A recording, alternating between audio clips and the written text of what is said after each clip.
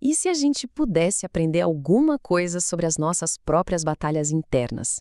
Como um supervilão dos quadrinhos? Pois é, hoje vamos mergulhar na história do Sinistro, um dos maiores inimigos do Lanterna Verde, e ver como a jornada dele pode ser um espelho, sabe? Um espelho da nossa própria luta contra o medo.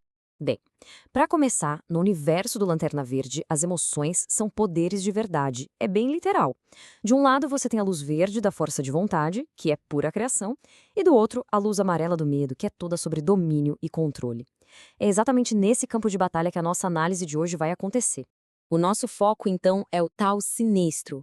Pode acreditar, antes de ser o mestre do medo que a gente conhece, ele já foi considerado o maior de todos os Lanternas Verdes. Vamos entender direitinho como essa subida incrível acabou levando a uma queda tão, mas tão dramática. Olha só, a queda do Sinestra não foi uma coisa de uma hora para outra. Foi uma série de escolhas. Tudo começa ali num ato de puro oportunismo.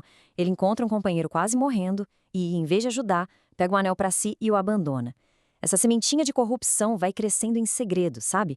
Enquanto ele posa de herói, ele se torna um verdadeiro tirano no seu próprio mundo. E quando a verdade finalmente aparece e ele é exilado, ele não busca se redimir, não. Pelo contrário, ele mergulha de cabeça na escuridão e transforma o medo na sua maior arma. E é aqui que está o ponto central de tudo. A fonte que a gente está analisando sugere que toda essa descida, de herói a vilão, começou com uma coisinha muito, mas muito sutil: a dúvida. É nesse momento que a análise muda de figura. A história do Sinestro deixa de ser só sobre um vilão de gibi e vira uma grande metáfora. De acordo com a fonte que estamos explorando, a jornada dele é a ilustração perfeita de como o medo, um inimigo do nosso propósito de vida, consegue se instalar e crescer dentro da gente. A raiz de tudo, segundo essa perspectiva, está aqui, nesse conceito. A dúvida nos deixa sem rumo, sabe? Instáveis, como uma onda no mar que um vento leva para qualquer lado. É o ponto de partida para o que a fonte chama de uma corrosão espiritual. Então, só para deixar bem claro, quando a gente fala de medo aqui, não é só tomar um susto. Ele é definido como um verdadeiro inimigo do propósito de alguém.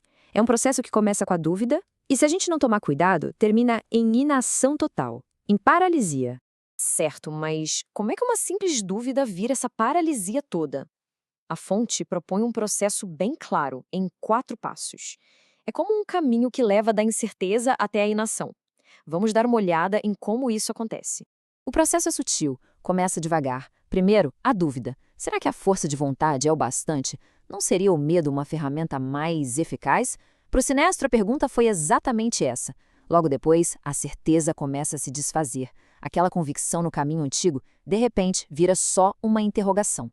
O terceiro passo é quando o medo toma conta de vez, o medo do caos, o medo de falhar na sua missão, e por fim vem a paralisia, ou, no caso dele, uma ação baseada só no medo, que leva à tirania, um beco sem saída. Ok, se esse é o caminho do medo, qual seria a alternativa? A fonte nos apresenta justamente o caminho oposto, um tipo de coragem que não vem da ausência do medo, não, mas de algo completamente diferente.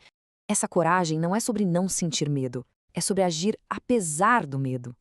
É uma ação que nasce da convicção, de seguir o exemplo de quem já passou por isso.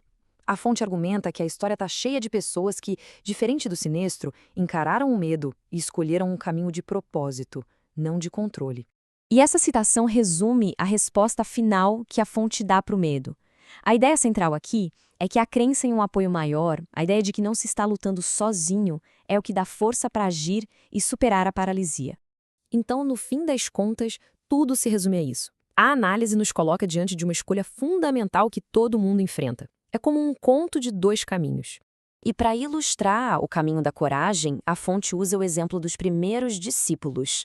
A resposta deles ao chamado é descrita como papum, imediata, sem hesitar. Eles simplesmente largaram as redes, que eram a segurança, o trabalho deles, e seguiram. É um modelo muito claro de uma resposta sem medo. E isso nos leva, claro, à pergunta final da fonte, aquela que fica para a gente pensar. Diante desses 2 caminhos, o do Sinestro, que leva ao controle pelo medo, e o da ação por um propósito, a questão que fica no ar é: qual caminho tem sido escolhido? A análise, portanto, termina com uma escolha bem clara. A sugestão é essa: abandonar o caminho do medo, que só leva à paralisia, para poder abraçar o caminho da missão, do propósito. Uma ideia, sem dúvida, para se refletir.